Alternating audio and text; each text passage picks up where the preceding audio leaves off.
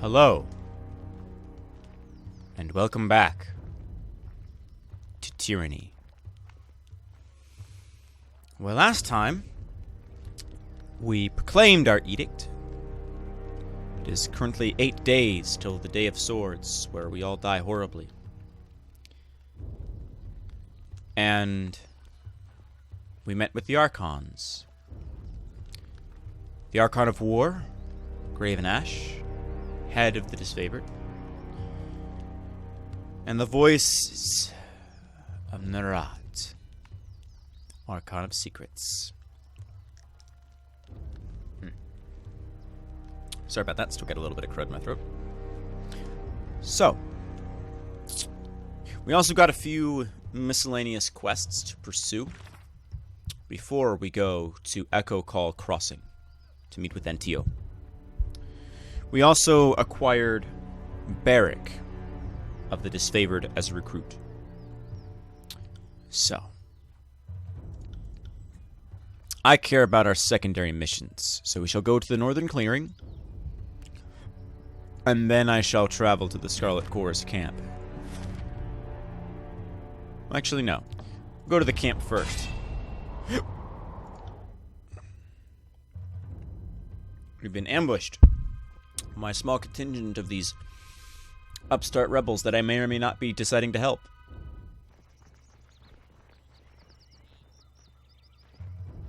And then I'll go and read our diary, I guess. That's far enough, Fatebinder. A woman's voice booms from atop a nearby outcropping. Flashes of aquamarine paint peek out from under her loose, tight-fitting and tight-fitting don't work. Sorry. From under her loose-fitting traveler's garb, and her outfit is festooned in braids and knots of a sailor's line.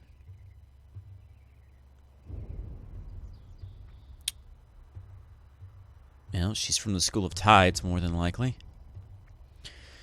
Flanked on either side by warriors dressed in Vendrian Guard regalia, the woman leans on an elaborate, bladed staff, pulsing with arcane energy.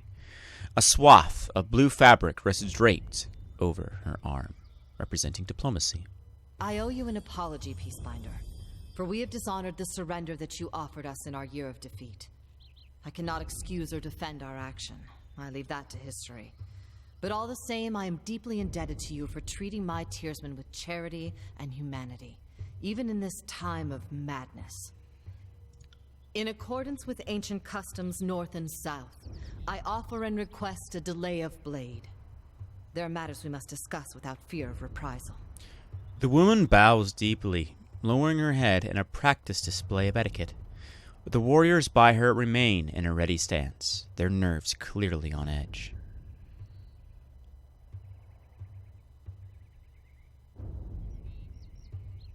Well, I would say you have me at a disadvantage, but in accordance with ancient customs north and south, I will abide this truce.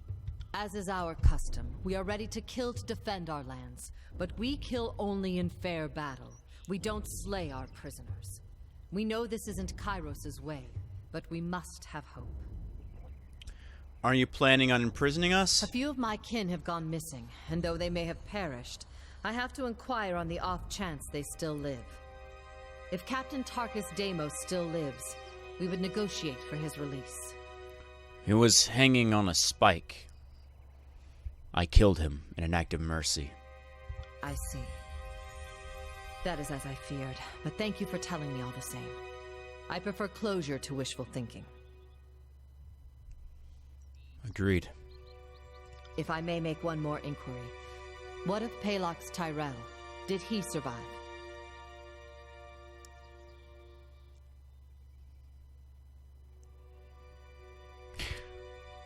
Actually, see, now I'm confused, because I didn't really keep track of their names. Oh, whatever. One of them was hanging on a spike, and I killed him. The other guy got, stabbed a shitload of times by the other people, because I disarmed him. I think Palex Tyrell was the guy who we stabbed the shit out of, and I'm fairly certain that the other guy was the guy hanging on the spike. I may be wrong, but I know that's who they are. I just get them mixed up, because they're They're literally only there for, like, the first, like, act. It's, like, only 1 hour of the game and they're gone. So he is dead as well. My apologies, Fatebinder. I had a terrible feeling this errand was in vain from the start. I had no expectations that our friends could be saved, as I'm sure the time for swapping prisoners is long gone. But at least I know of what became of them. That'll have to be enough. I'm sorry you did not find what you were seeking. Then all that remains is for me to thank you for hearing me out. In accordance with our ancient customs north and south, let us part with peaceful accord. She bows curtly, never letting her eyes leave yours before turning to leave. A moment later, the bodyguards turn to follow.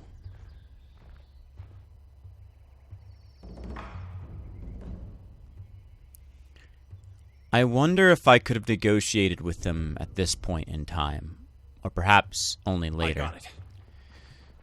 But regardless, I will do whatever paths have been presented to us. But we have a missive from Tunon the Adjudicator. On the will of Kairos. Ethan Drake. Oh no, I gotta do this in Kairos' voice. Well, no, because like I'd be reading it in my voice, so I'll read it in my voice. Ethan Drake, word has reached this court that you have issued the Overlord's edict to the Archons of War and Secrets. Know that we will understand fully the weight of this burden and appreciate the loyalty you show in its declaration. Provided you survive this span, your service will be duly recognized. As you navigate the idiosyncrasies and mutual antipathy of our Overlord's War Masters, remember that Kairos watches all with interest. Those who distinguish themselves, whether Fatebinder or Archon, have the opportunity to rise in the Overlord's esteem.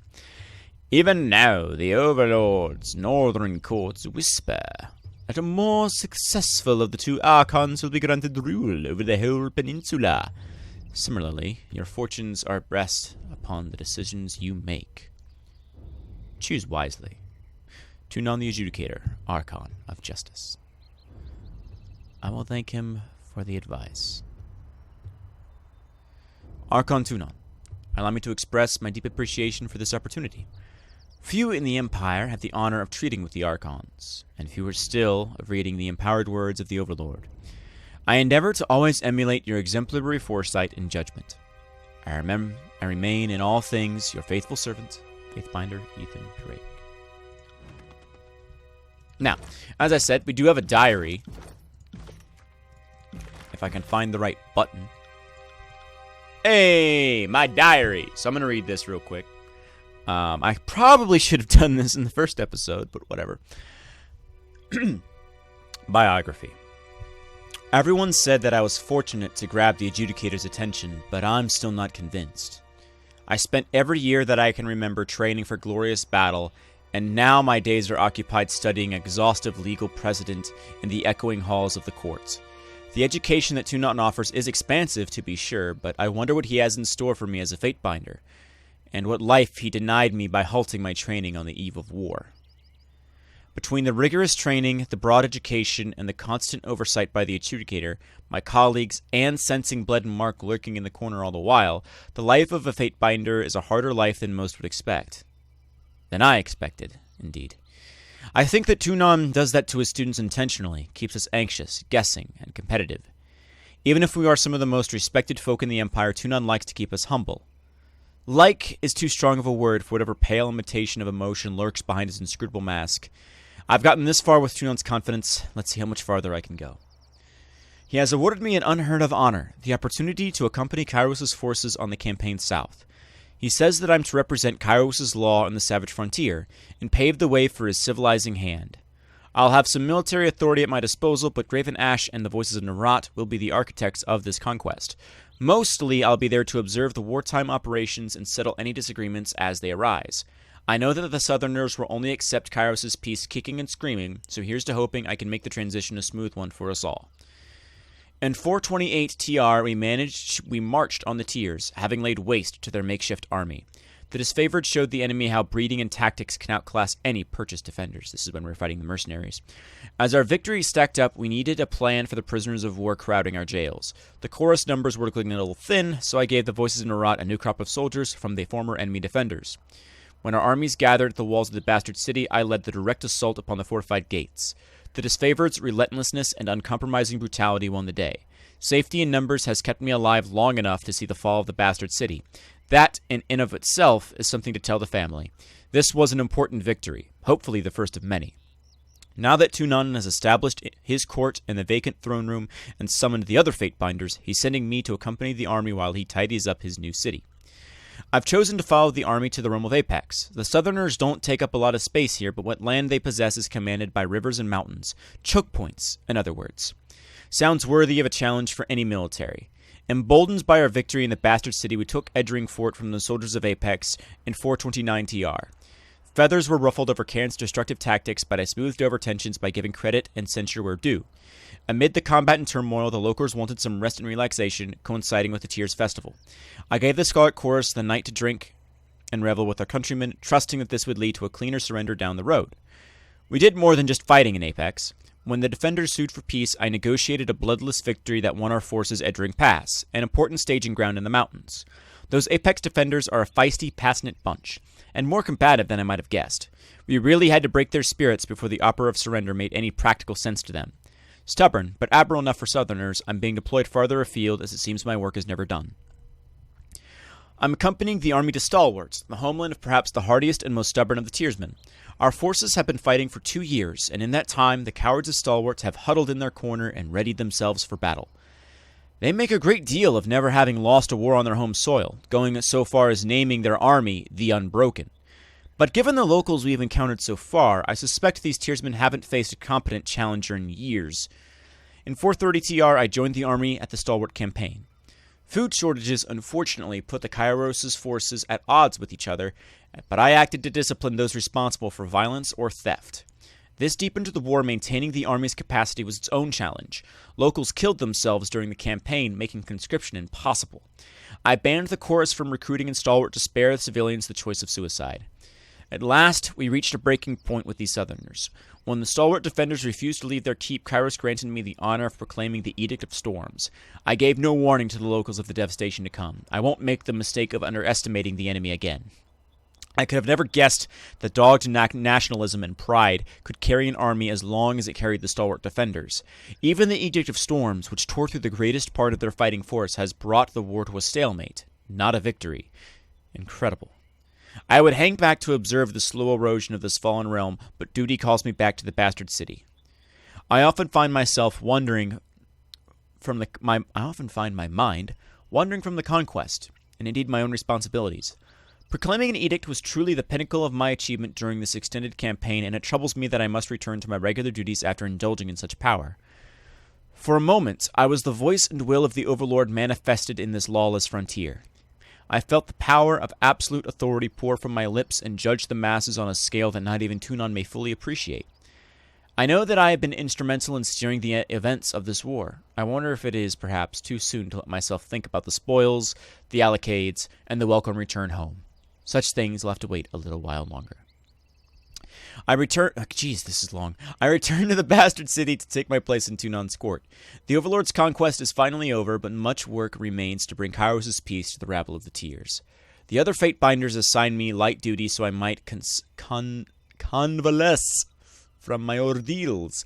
Channeling the Overlord's power while proclaiming an edict has sapped of me much of my strength. I am fortunate that I survived.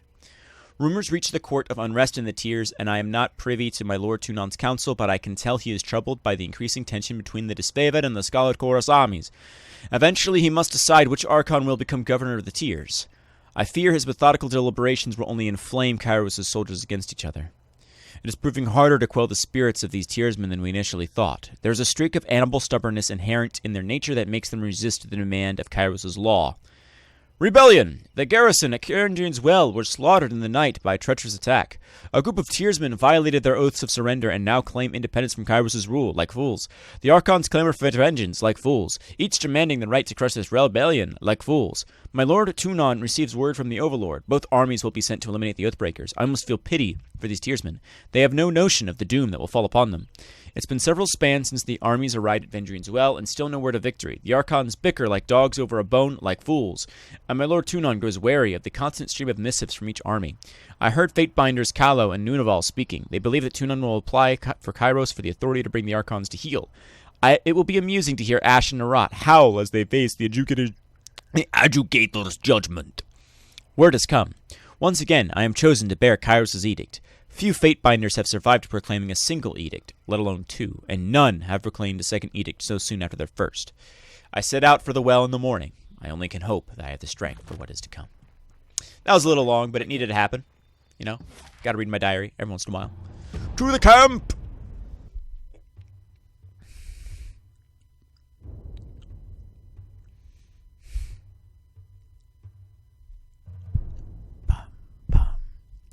Rum, bum, bum.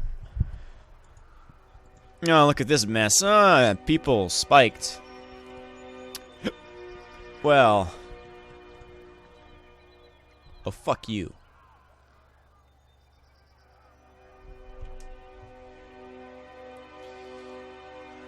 The Horde places her hands, or the guard, whatever. She places her hands by her belt as you approach, gripping the hilt of a blade. Past this point is chorus territory, and you don't look like someone's conscript. You sure you're in the right place? I'm always in the right place. The guard tenses up, locking eyes with you. That walking hunk of rust, what's he, she, maybe it doing here?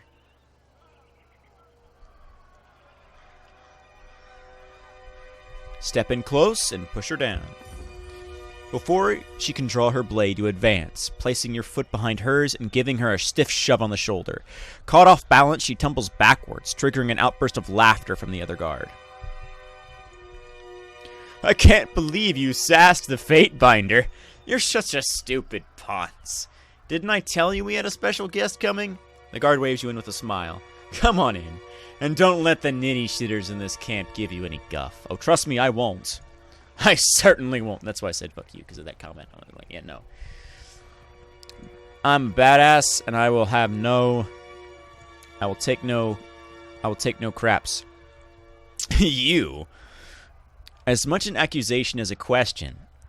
The broad-shouldered woman shakes her head with a scowl. So you're Tunan's Fatebinder. I was expecting something more, I don't know, impressive? She bows in spite of her misgivings. Death knell, Scarlet Fury. My time is yours for, well, as long as it amuses me. The fighter effortlessly spins a bronze sword about in her hand. Let's get one thing clear. Stick to your words and law, and leave the fighting to the grown adults. Your corpse would just be a tripping hazard to those of us having a proper bit of carnage sport. We've got enough useless twats dying from our name as it is. All of our Horde recruits seem good for, as of late, as piloting in a shit-reeking mound on the battlefield. She hums low to herself and flips her sword side to side with several deft flicks of her wrist. Keeps up, and we'll have to toughen our recruitment standards. Again. Now, what do you need? Well, for starters, insult me again, and I will bury that blade in your belly before you can scream. She peels a surprised but pleased laugh at your threat. Tapping the flat of her blade against her thigh, she cants her neck until it audibly cracks. Maybe there's something more to your Fatebinders after all. Farewell. Well, hold on. Horde thinning. Swelling until it's thundering, then crashing and nearly receding. It's been the way of the chorus for as long as I've been in it. She offers a one-shouldered shrug, ambivalent if anything, but more than likely just uncaring. We take our prisoners alive. Blah, blah, blah, blah, blah. This is just...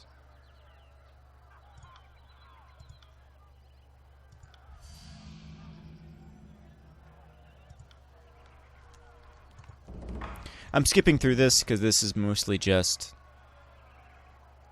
I don't care. It's all just exposition, man. So basically, she's having trouble negotiating more recruits. So she's going to have me go there and see if I can convince them. There also is the matter of Fifth Eye must authorize. Well, I'll talk to Fifth Eye then.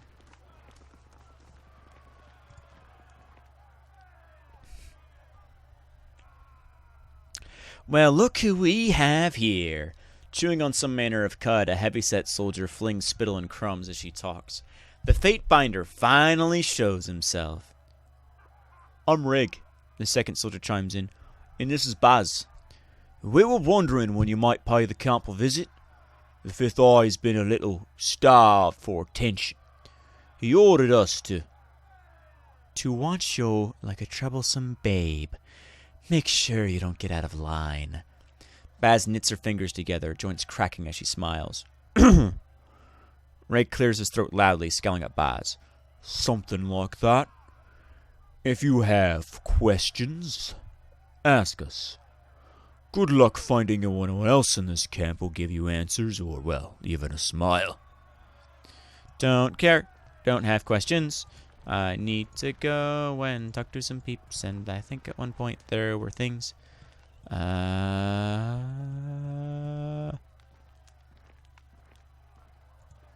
suppose not. Curious.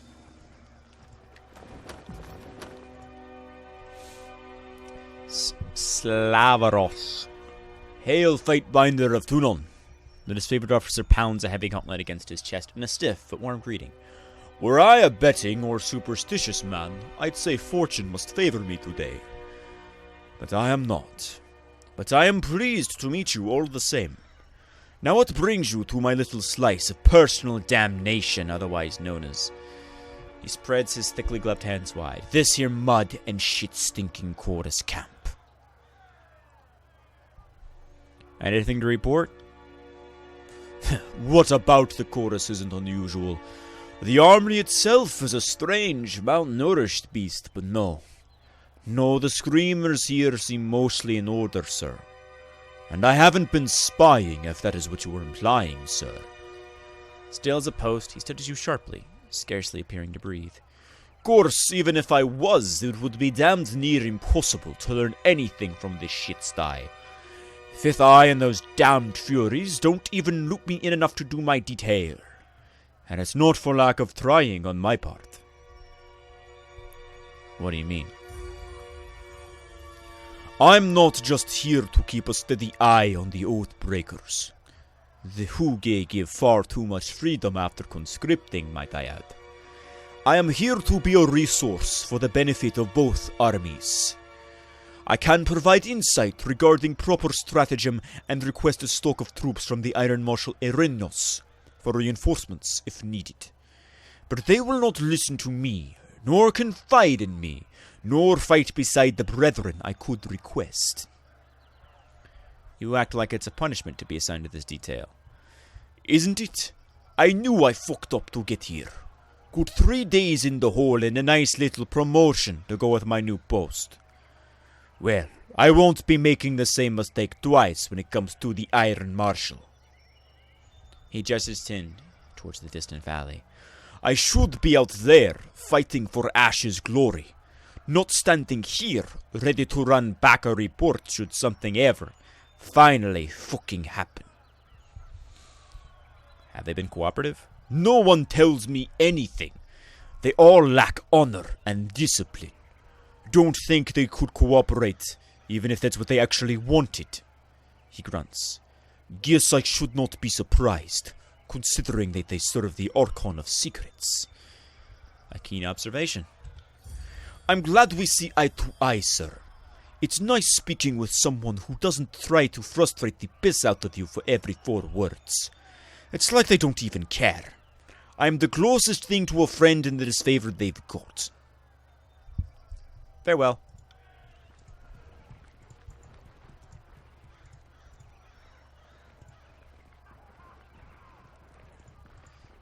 Talk to this shithead.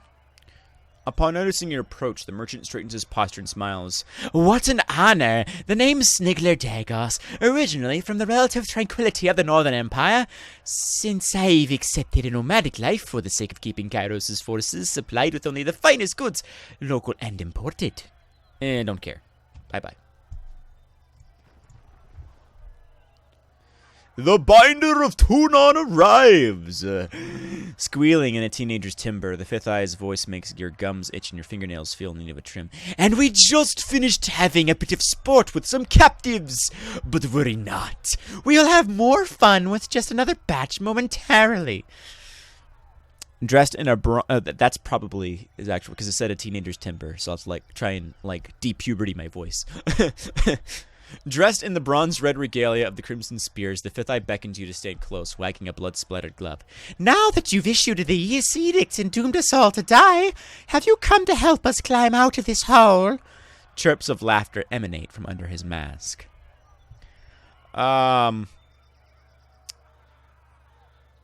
We need to band together? But of course, you are Tunan's concubine, not mine. I envy your long leash and hope you will grace us with your prowess, if only to set an example for the rabble. We know, of course, that the Oathbreakers are focused... I'm not going to do this. This hurts. This is, like, way straining. Are focused on the citadel beneath the mountain spire, but we've learned that this is not their only nest. The Fifth Eye wags a hand in the air with a high-pitched squeal of displeasure. So it definitely was doing his voice right, but God, does that... I'm not...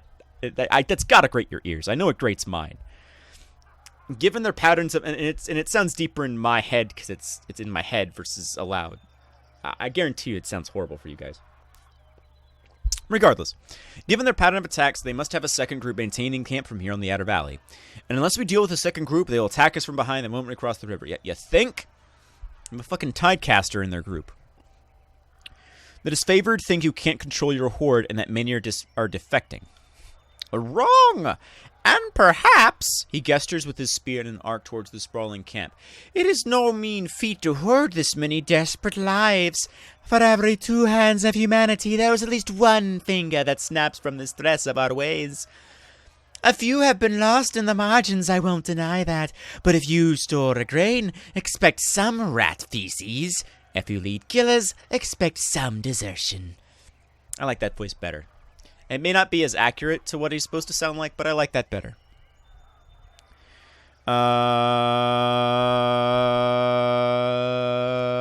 speak with your prisoner. That's all I wanted to do. That's the only reason I talked to him, so I could talk to this prisoner. Because these guys, it's a lot of boring. It's a lot of explanation of stuff that my character as the Fate Binder doesn't give a shit about. I'm just like, look, come on. Let's just stop this edict so we don't die horribly. Oh, cool. So he's here now, so I can talk to the prisoner. Please, someone. I wish to bow before the voices of Narat. My thoughts all could find redemption in the chorus. A woman in the makeshift armor of the Vendrian Guard lurches forward in agony. Her soiled, trembling legs suggest she has been forced to stand for days. This one... He flippantly waves at the prisoner. Was hollering earlier that she knows the location of the Vendrian Guard encampment. But she isn't being entirely honest. I told this thing. The prisoner turns pale for a moment before a look of determination comes across her face. That I wanted a guarantee I would live and be welcomed into the chorus as a captain. Then I will talk. Otherwise, they'll just kill me once I've opened up. I was dumb enough to join the Vendrian Guard, but I'm not dumb enough to give my bargaining bronze. Why should I trust the words of an Oathbreaker? I suppose I don't have an answer for that. Varia's eyes fall to the ground, and she swallows nervously. When I joined with the Guard, I accepted their broken vow unto myself. Have you not felt passion for a foolish cause? One you later came to regret? Well, my surrender is sincere, and I'm willing to bow before the voices of Narat to prove it. You claim you would disavow your people for the chorus. Why the change of heart? Because I want to live? And you don't need to be the Archon of Premonitions to know that the younger realms are gone for good. She blinked several times, catching her breath. Kairos is the new strength of the tears, and I would rather stand with his Archons than be crushed beneath them. Tell me what you know, and I will see to your release. I heard the chorus is looking for Captain Pelox Florian and his crew. I can lead you to them, but only if you release me. She turns her head, taking a long look at the skewered and smoldering corpses around her. She tugs at her restraints, but to no avail. You're lying. Why don't you tell me what you actually know, and I'll see about saving you? Well, you see... Shaken by your demand, her lips move wordlessly for several seconds. Oh, I don't know exactly where the rest of my crew is, but I I can tell you, she shakes her head, catching her breath. Search that one. She screeches up with her right leg and points with her foot, calling attention to a nearby pile of corpses. The tall, dark one missing most of his face. Check his left boot. He was the literate one on our crew. He had the orders. With the snap of his fingers, a pair of chorusmen yank the boot out of the fallen guardsman. A rolled parchment slides out of the boot and is thrust into the Fifth Eye's hands. He unfurls the scroll to read. It's nonsense! Just a mash of words! Laughter erupts from under the mask. She said she had information and she gives us garbage. Slay this wretch for wasting our time. He snaps his fingers at a nearby Scarlet Fury, who promptly snatches a long knife from her belt. I heard she said she'd swear fealty to the voices of Narat. An initiation would be in order. Seeing as you are an expert in the subject of fate, I will certainly... This is a little too Narat, isn't it? Whatever, for the Fifth Eye is one of his bosses. I will entertain your wisdom on the matter. Well then, what would you propose we do with her?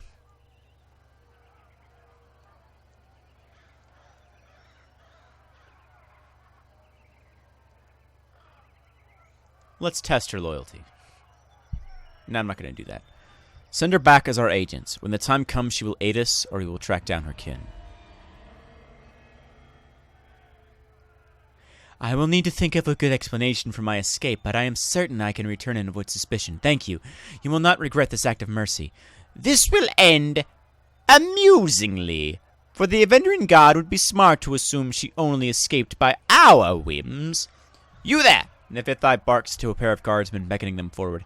Release our newest recruit. She has orders to infiltrate the Oathbreakers. See that she is escorted to the river's edge.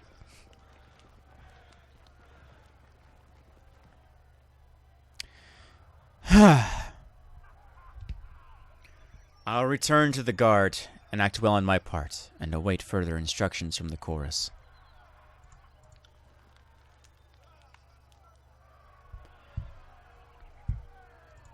She pointed us gibberish. Sorry to interrupt, but I highly doubt it's gibberish. More likely, it's one of the local scripts. Who are you? The voice comes from another prisoner tied next to Varia, an older gentleman with the quills, ink vials, and parchment scrolls one finds on the sages of the Incan quill. Ink smudges cover his cheeks, temples, and ears. His clothes appear to be charred, and between the rips of fabric you spot burn scars along his arms. Despite being emaciated and tied to a post, he offers a beaming smile. Read the parchment for yourself.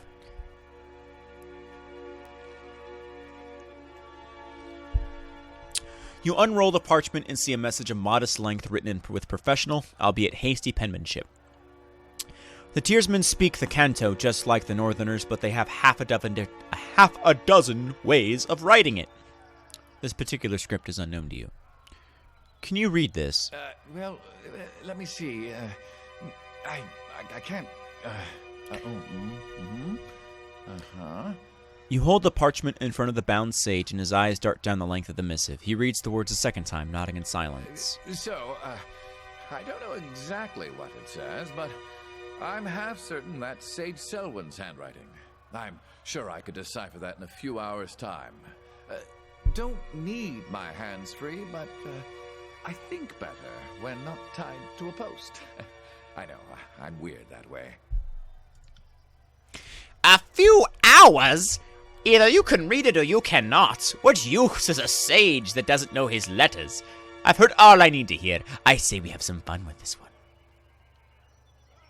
It can't hurt to give him a few hours. You read the edict? I don't need to tell you that the sundial is working against us. This addled old bag is just trying to stall us. The voices of Narat will be upset to know you squandered a reliable source of enemy intelligence. How true. Then we shan't put him to waste. He will serve as a most riveting source of amusement as we put him on trial. Fatebinder, I beseech you, be my advocate for this trial. I'm no fool. I know the chorus uses blood, not words, to settle these matters. But you are a servant of the Archon of Justice, are you not? Release this prisoner at once. I'm taking him into my custody. Not a chance! He's our prisoner! If you think you can crack the information we need out of his skull without troubling the Archon, that's one thing. But you are not walking out of here with our property. Did you just tell me no? Grab him by the mask. Nah! The colorless warrior emits a whimpering squeal as you drag him by the chin of his mask and pull him close. Gloved hands press against you, but try as he might, he cannot exceed your pull. Very brave of you to insult me to my face. Let's have your little trial. Did you hear that, brothers and sisters? Raising his arms to the sky, the fifth eye roars for all nearby to hear. Trial by combat is upon us! The sage is unbound from his post. Stiff legs nearly buckle as he attempts to walk, and his arms flex and flail at their new freedom. Wiping sweat and grime from his brow, the sage steps closer with a nervous smile. Rhythmic roaring and the stomping of hundreds of feet in unison flood the camp. Hordsmen begin to circle and swirl about, brandishing weapons and cheering. If they got this worked up to fight the enemy, I venture the war would be over by now. Begin the chants of gathering! Let the warriors know that tonight's entertainment will soon commence.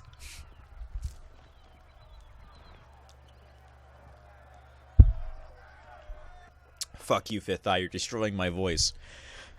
Brothers and sisters, who amongst you sets the standard for strength? Who amongst you will help winnow the weak from the strong? He waves his hand, gathering a crowd of soldiers. Time to die, bitches. Our claimants have been assembled. Now let the trial begin. As I said, time to die, bitches. For starters, boost your endurance, boost that, boost your stealth strength, your accuracy, your affliction duration.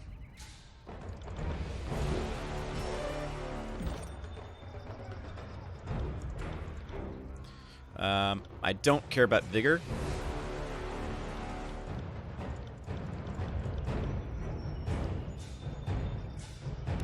Alright, and then I need him to have Voice of Ages. And then I need Lore Master, Lore Master.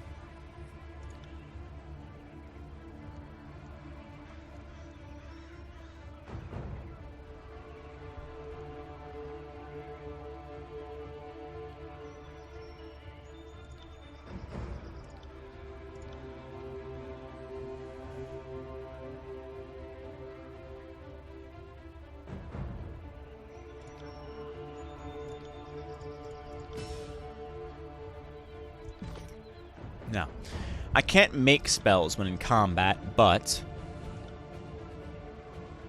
I am possessed of incredibly powerful magics.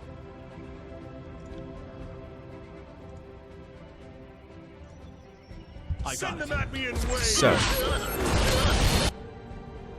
boom! Fireball!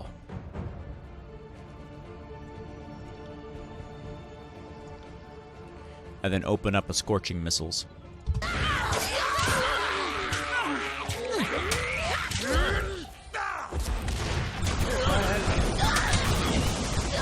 Feel the wrath of the fires of hell. And the wrath of the gods of lightning. On your knees, worm.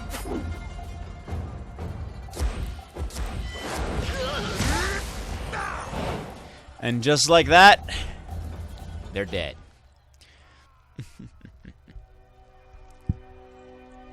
By the righteous shedding of blood, we have found our answer. Regrettably, it appears that the sage is worthy of leaving our camp alive. The fifth eye offers a short, mocking bow to Lantry. By the custom set forces, by the voices of the rat, you are free to go, old man.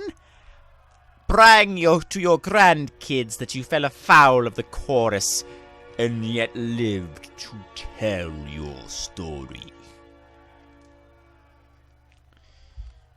Are you hurt? Not in any lasting capacity. I'm, jostled, but fine. Now, I believe I have a parchment to translate, lest I anger the powers that be. Well, much of the parchment was weathered, but I could make out the important parts of the text. The note makes mention of a meeting spot west of Tripnettle. So the old sage knows his words after all.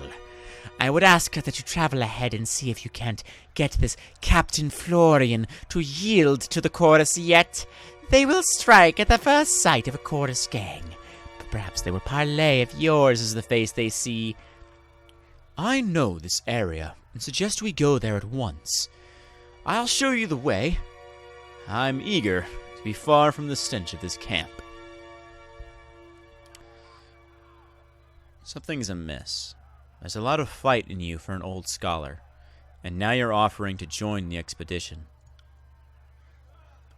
Heh, I've met sages every bit as cutthroat as hardened gang bosses. They'll act out the part of doting scribes, but don't let that fool you. Smart for someone your age to be so mistrusting, but I'm not with the Oathbreakers, if that's what you're fishing at. I've worked for them under duress, but I have no love for them. I'm not about to pledge the chorus, and the disfavored wouldn't have me. Still, I consider myself a Kairos-fearing vassal of the Overlord's empire all the same. For as long as I've been a sage, I've been trained to defend myself. We don't spend all our time binding books and sketching wildlife, just most of it. For centuries, we've been in a quiet war with the School of Tides and the School of Wild Wrath. You can't travel alone as much as I do and not know the bronze dance. And your quill dagger? Just for decoration? Well, I mean, sages always need to have a quill handy, so it just sort of blends into the ensemble at a casual glance. And the customary term is bladed remix, but who's keeping track? If you're so eager, come on. Splendid! You won't be disappointed. I know I may seem old and frail, but I know how to step lightly and how to not get killed. Really, I won't slow you down. Lead the way, and let me know if I can be of service. Are we done here? Let's hightail it to Tripnettle. If your new pet doesn't behave himself along the way, I'm not above clipping his ears. On it. Yes. So, new companions needs new spells.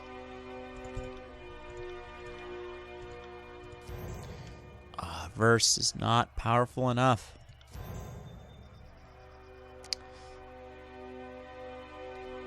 But I am. So I have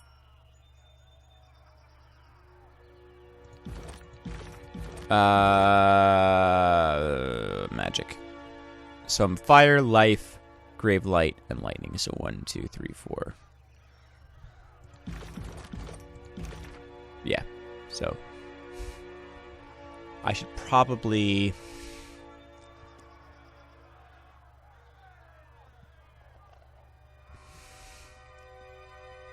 sorry.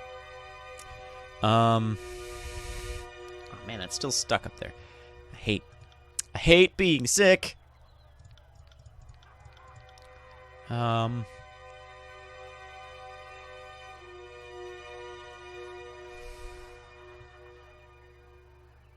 Well, I have 2 lightning and I have 2 fire.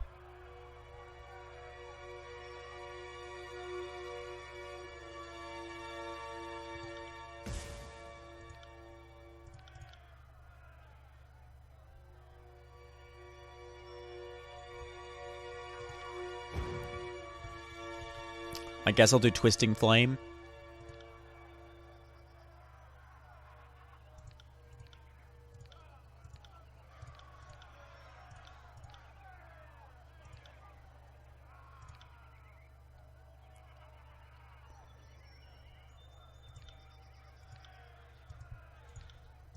Just to see. And these 2 can't learn anything particularly useful.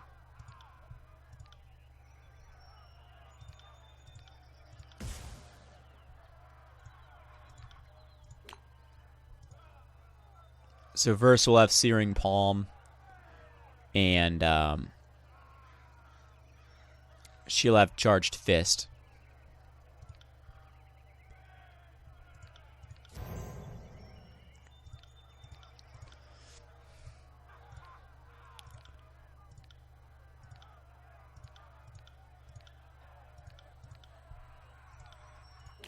I'll assign him a better spell.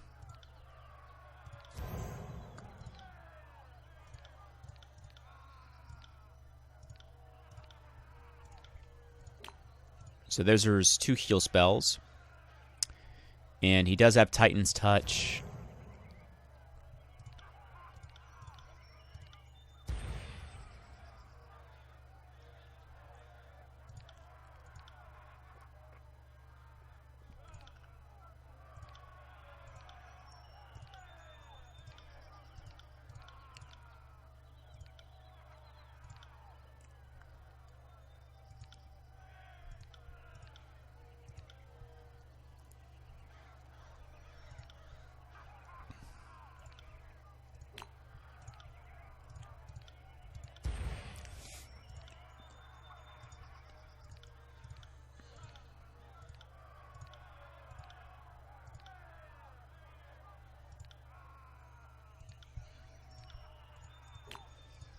And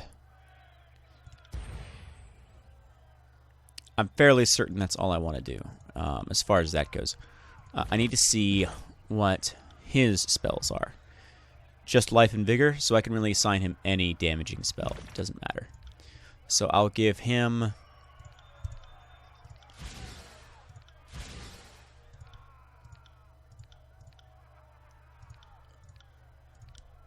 max level Phantom Bolt.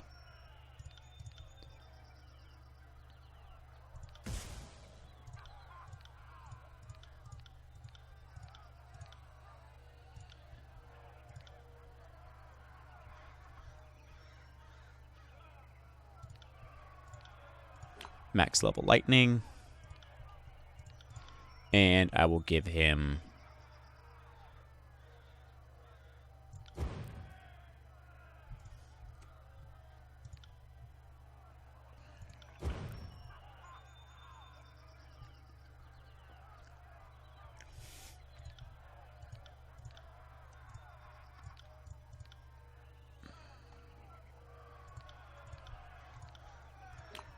oh, no.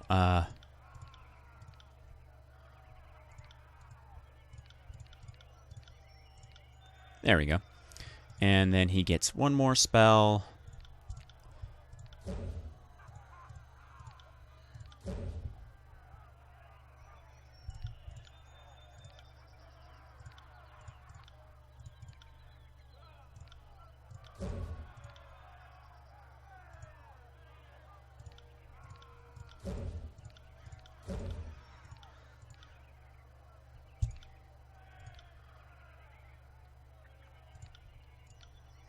Basically, a rebound. Alright, so that's all set. And... nah, we still got a little bit of time. Technically.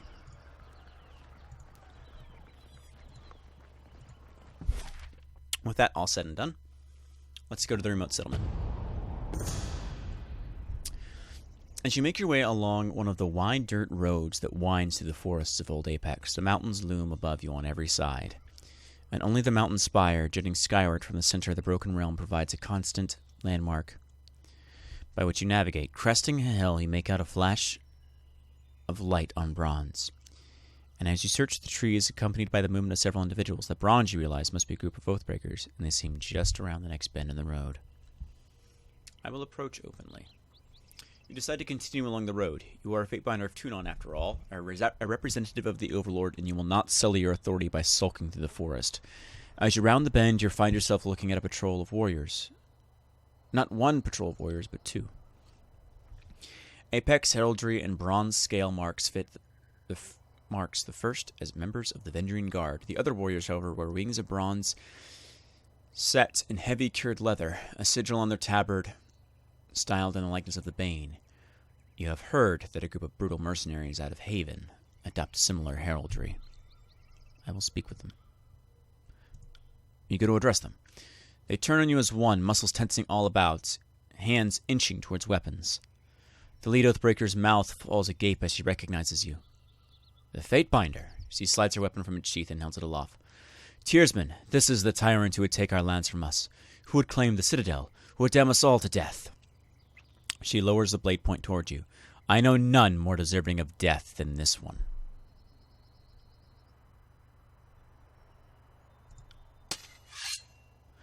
Few crimes earn the enmity of the Court of Fatebinders, you state, and the death of one of their own. Those involved can expect to be hunted to the shores of the Tears and beyond. One of the mercenaries laughs. Who would bring the charges against him if all witnesses had expired? They draw their weapons, advancing hungrily upon you. I tried. I tried to be peaceful. I tried not to acquire the wrath of the rebels. But it seems they wish death. And if it is death that they wish, it is death that they shall have. More.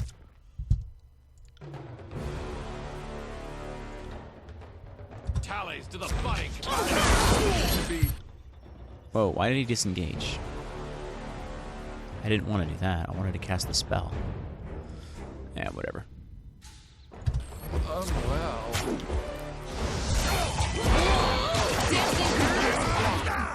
Oh, you guys are fools.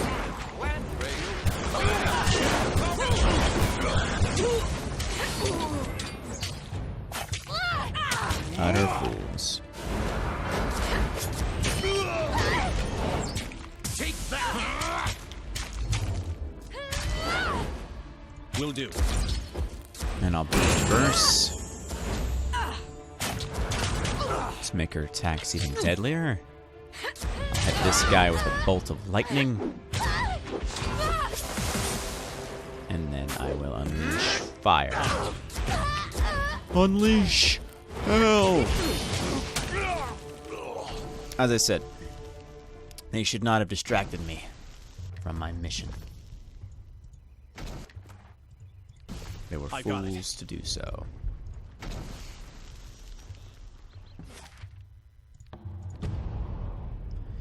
You know, I'm trying to be nice. I'm trying to be a good guy. And they're just, not being nice.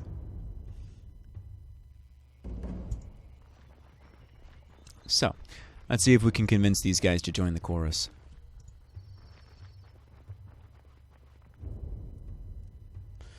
As you step deeper into the center of the village, you feel as if you're being watched from all angles. The distant patter of feet echo off the walls of the small and seemingly deserted village.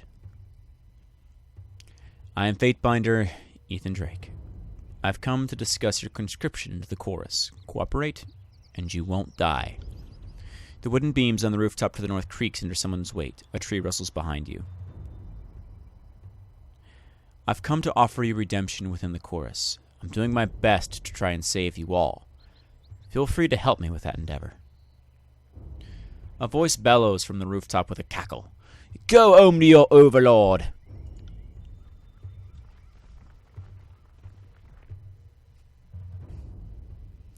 Sorry, friend, but you won't be leaving here in one piece. We'll send your head back north. I want your folks to see what happens to those who invade our lands. Heads up, we have company. Well, you know what that happens, you know?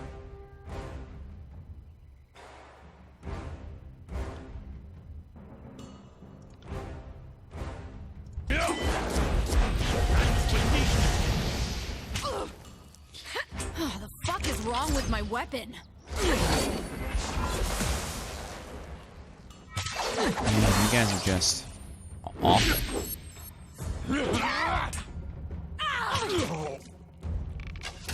Feels like my blood is on fire.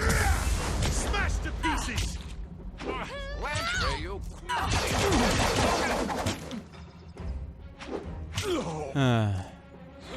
Fireball this guy on the backside. Boom, there it goes. Death and chaos awaits. Rage of the heavens.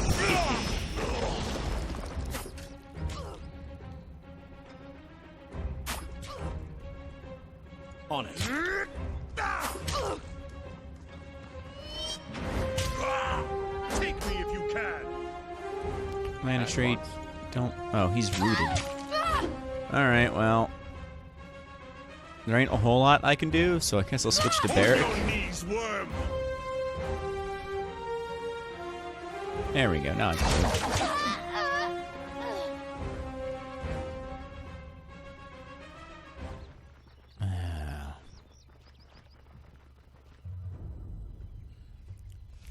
Flicking the bronze tip of her blade, a Scarlet Fury strolls into view with a smug smile, flanked by an entourage of soldiers. Not bad! I'd have piled up the same number of corpses in half the sword strokes, but, well, where are my manners? One ought not criticize help so generously given. She sweeps her arms wide in an exaggerated, mocking bow. You have my deepest and sincerest gratitude for gutting those Vendrian piss ants in my face. How can you be so damned pleased?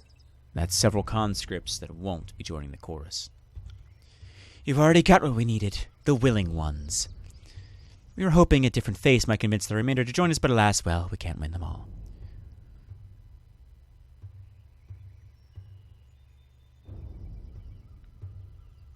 So you put me in harm's way under false pretense. I could have your head for this.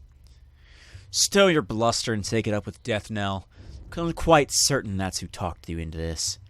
She flicks her blade at you in dismissal, a gesture that simultaneously manages to appear obscene. Let's be off. Well,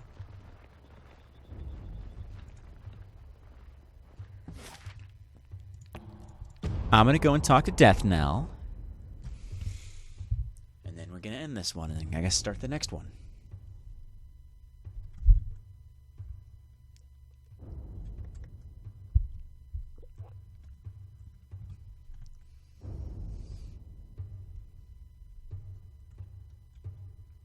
Because, I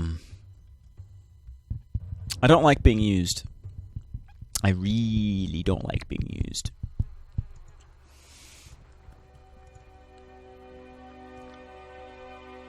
Landry stops his stride, darting his hands about his bandolier and belt as he softly mouths off a mental inventory of his inks and quills.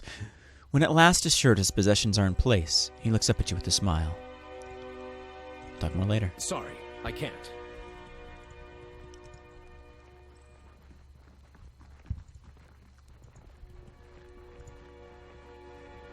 Death Knell. Fatebinder? What do you need? Puncher. With one swift stride, you close the distance between the two of you and land a punch squarely in her stomach. The force of it knocks her back a pace, causing her to take a knee. She lets out a few coughs before regaining her composure and standing back up. You've got some explaining to do, Fury. I don't appreciate being used. She can't contain her glee and begins to laugh, but quickly winces at the pain it immediately causes. Oh, come now, Fatebinder. I knew a fighter like you could hold your own against those Oathbreakers. I know it the moment I laid eyes on you. She winces again as she slowly unsheathes her sword and hands it to you. Clearly I've ruffled a few feathers. Take this as a sign of no harm done, okay? Yeah. Yeah, no, I don't like this. I don't like this at all. These fucking shitbags. Well, I guess I'll head to the northern clearing. Oh god. You're following through roads of an expanse of scrubby woodlands, choked oaks, and dry, needled pines gasping towards the sky. You can catch the sound of children's laughter flitting through the trees. Investigate the laughter. Abandoning the road, you make your way towards a small tributary of the Matani, snaking through the sparse forest. There you discover a group of 4 youths gathered beside the small stream. 2 of the children sit on the rocks, poles in hand, staring patiently at the water. The other 2 are seated near a bucket, taking turns whacking eels along the ground to stun them and carving up eel meat. I'll speak to them. You step out into the woods, drawing the attention of the children who eye you warily. The eldest youth, almost a grown man, notes your heraldry and balks a ball of phlegm into the reeds.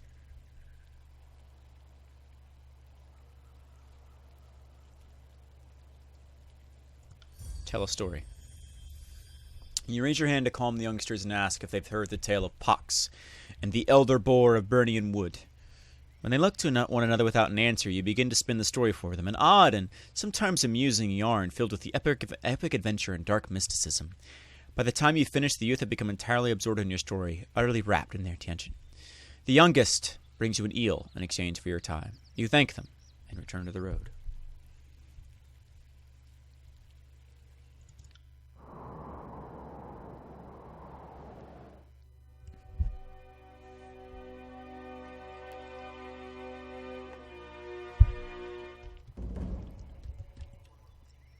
Oh, dead people. Well, with that, we're going to save, because we're about to get into some stuff. And I want to leave something for next time, so. Oh, look, there's a little boar or something. So, I will see you guys in the next episode of Tyranny. Again, like, subscribe if you enjoy this. Lets me know that you want to watch more. Yeah, that's pretty much it.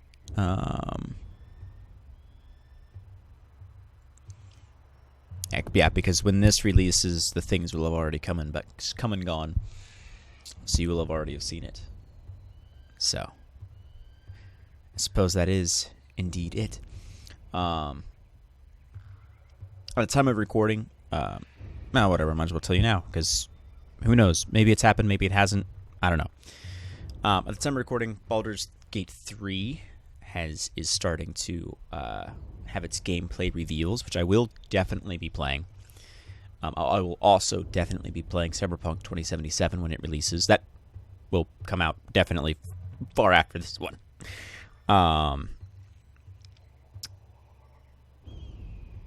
As it gets closer to that particular game, there's a few characters that I'm considering playing for it. Instead of just the same character, just in different worlds, which is what I've been doing. But I need to wait until until the game actually comes out first, obviously. And then I need to see what the different ways to play the game are before I really figure out which characters that I would like you guys to decide that I should play. But I will plant the seeds here now, just because there are 3 I'm thinking about. I'll have to figure out more, as I said, once it gets closer. I'll have to figure out, how exactly I'm going to implement them. But right now I'm thinking about 4 characters, specifically. Basically, the end of the video is here, so if you don't care about Cyberpunk, you can leave now. It's done. It's over. You're not missing anything. I'm just going to give this spiel, and I'm going to go. But if you want to know about my future plans, stick around. As I said, I got some stuff. So, anyway... There are 4 characters I currently have in my head that I could potentially play with Cyberpunk. Obviously, there's Ethan Drake. The character's codename in that game is V, so I will have that represent Roman numeral 5, because 5 is my lucky number. Because there's really nothing about Ethan that would make his nickname VV. And he's basically going to essentially play out like a solo with a lot of charisma type stuff. Again, the game hasn't released yet, and while there are a lot of promotional material, I'm trying not to expose myself to it too much because I don't want to spoil things. But if there is a way to talk his way out of a situation, he's going to try and do that, and if there isn't, then, well, guns. A little bit of hacking to the side, but not really. Then there is Aurora Valkenheim, who is essentially a military commando. If that makes any sense. She is 100% solo, with a little bit of side hacking. Intimidation, but not really big into persuasion. Then they're both very sort of like-minded individuals. Ethan's a lot more trying to figure out, the best mutually agreeable solution. Whereas Aurora is just very sort of one-sided with whatever faction she decides to follow, which I'm not sure yet because, as I said, I haven't been following it super, super closely because I don't want to spoil anything. But obviously BV for Valkenheim. Then there is Dagrid Vickers. He's our first sort of hacky type character. He's very much so, whereas Aurora and Ethan very much are going to be utilizing rifles, and Aurora is going to be essentially just super solo with a little bit of side hacking. And versus Ethan, which is sort of a well-rounded mix of everything. Dagrid is very much sort of a hacking character. He's not a solo by any means, although he will utilize pistols, but he's not, and shotguns, but he's not really a rifle type guy. He's very much a sort of sneaky rogue type, get in, get out type guy. He's not going to walk in the front door guns blazing, not if I can help it, at least. Versus Ethan, who would talk his way in and then go guns blazing, and Aurora, who would just straight up go guns blazing. Let's go already. Oh, shut up, Verse. I'm exposition. I'm talking about things, Verse. Anyway, in fact, for that matter, there. Now she won't yell at me. Then there is, lastly, and of course he's V for Vickers. Eclipse, whose actual name is Valerie Evansong.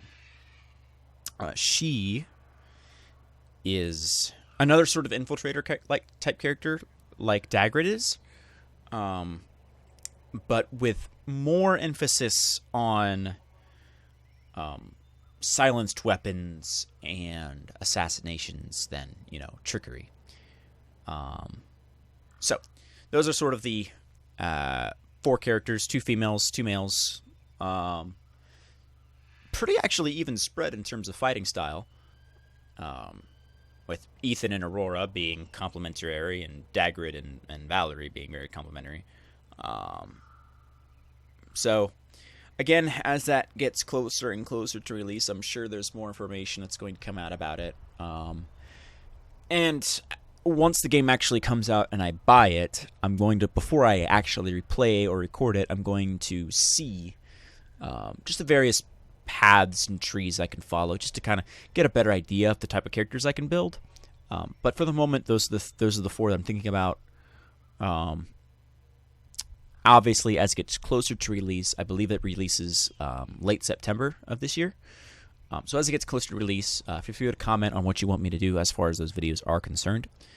And heck, if you want to see those characters in Baldur's Gate, do that as well. Because these characters were originally made for my, this whole overarching world that I have built up, that these people come from, which I did technically make them in D&D on several occasions. So it's a very simple way to bend them in and play them. And if you want me to play them in any other games I happen to play, let me know. And you'll kind of get to learn more about them. So those are basically the 4 that I'm thinking of right now. There is also a mage character, but he's not for Cyberpunk at all, because if they ever do a shadow run, then he'd be good. But I'm not going to do him in fucking Cyberpunk, because he would have absolutely no magic, because he'd be cybered up, and which meant it cancels out his magic. Aside from the fact that magic's not a thing in Cyberpunk, at least it's not as far as I'm aware, it's not. Yeah, just let me know what types of characters you'd like to see me play, because I'm playing Ethan, which is as close to me that the characters really get any sort of my play style, and what I feel is right, what I feel I would do in the situations. But there are these other characters as well that I could easily do, because they've literally been with me since the 8th grade, so it's been quite a while that they've been with me, in some form or another. Some of them are newer than others. I think Aurora's only been with me for 2-3 years now. But anyway, I've kind of babbled too much. So if there's any particular game you'd like me to play, let me know. If I already have it, I'll roll on it. If I don't, I'll think about it. Yeah, that's it. That is it for reals. Now I will see you guys in the next one. As I said, any comments, ideas, let me know. Still trying to figure this whole thing out. So, ooh, like friends are now playing games. Anyway, I'll see you later.